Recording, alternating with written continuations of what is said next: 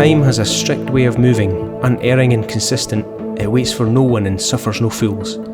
We live through time in a linear stream from moment to moment, dealing with everything that is thrown at us the best we can. And I really do believe that the most useful life lessons can be discovered in the deepest moments of despair. Sweating the problems and pushing through, we can retrospectively look back and understand what we gathered from that trying time. The Morar and the trajectory of that project was a really difficult time for me because I was absolutely convinced that it would do really well because it was so unique and because it was so unlike all other watches in that category. Part of my drive in life is to forge my own path, and the concept of the Morar was to design a dive watch that didn't fit into the mould set out by the market at the time. Why couldn't a dive watch be small yet high in performance? Why did a dive watch need to have mirror polished sides and a ceramic bezel insert to be a dive watch? It should look and function best in those types of environments.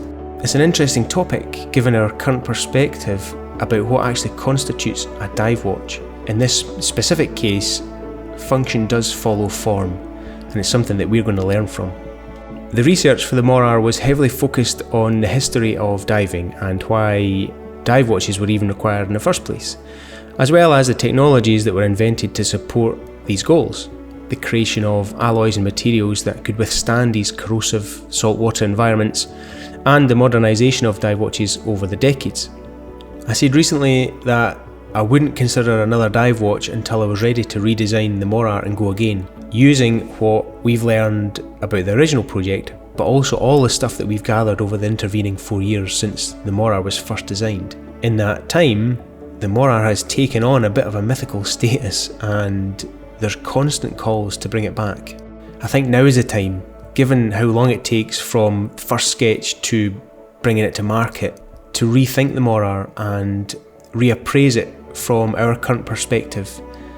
And what better way to celebrate this process than to take you all along with me. So over the course of the next 9 months, I will, where possible, present the progress of this project at regular intervals and show you just how we go about bringing the second edition Morar to market. I'm excited to get started on the next phase of the Morar's journey. It'll be an informative and interesting experience working this way, and I really hope that you can join me in a few weeks for our first project live stream.